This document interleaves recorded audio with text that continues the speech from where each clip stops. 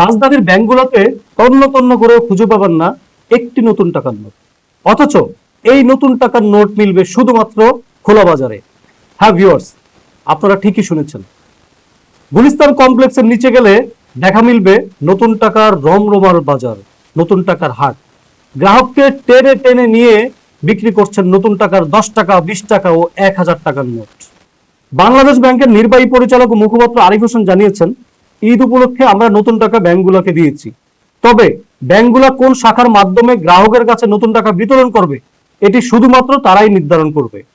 এদিকে রাজধানীর ব্যাংকগুলোতে গ্রাহকরা গিয়ে তন্ন তন্ন করে খুঁজে পাচ্ছে না নতুন টাকার একটি নোট, কিন্তু গুলিস্তান কমপ্লেক্সের নিচে গেলেই দেখা মিলছে নতুন টাকার হাজার হাজার নোট, হাজার হাজার বান্ডিল।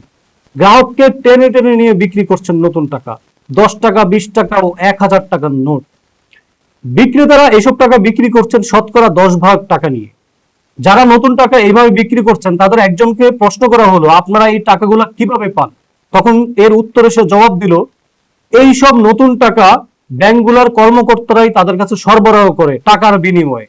আমরা যেহেতু লাভের বিনিময়ে এইসব নতুন টাকা নিয়ে আসি, তাই আমরা লাভের বিনিময়ে এইসব টাকাগুলা গ্রাহকের কাছে বিক্রি করি। যারা ব্যাংকে নতুন টাকা না পেয়ে খোলা বাজারে টাকা কিনতে আসছেন তাদের একজনকে প্রশ্ন করা হলে তার উত্তরে সে জানান, আমি রাজধানীর কয়েকটি ব্যাংকে নতুন টাকার জন্য ঘুরেছি কিন্তু পাইনি। তবে আমার বিশ্বাস ছিল যে আমি গুলিস্তানে এখানে আসলেই নতুন টাকা পাবো, এবং তা সত্যি হলো, আমি নতুন টাকা পেয়ে গিয়েছি। আর বর্তমানে এই নতুন টাকার হাটে 20 টাকা ও 50 টাকার চাহিদা অনেক, এবং 1000 টাকার নোটের চাহিদা কম। আর এইসব টাকা কিনছি আমরা অনেক লাভ দিয়ে। নতুন টাকার নোট আগে ব্যাংকে না গিয়ে কিভাবে খোলা বাজারে বিক্রি হচ্ছে, এই প্রসঙ্গে বাংলাদেশ ব্যাংকের নির্ভরযোগ্য সূত্রে জানা গেছে, এর আগে রাজনৈতিক সিবিএ নেতারা এইসব নতুন টাকার নোট বাজারে বিক্রি করতেন, কিন্তু এখন কিছু অসৎ ব্যক্তি এবং তৃতীয় শ্রেণীর কর্মচারীরা এইসব নতুন টাকার নোট বাজারে বিক্রি করে।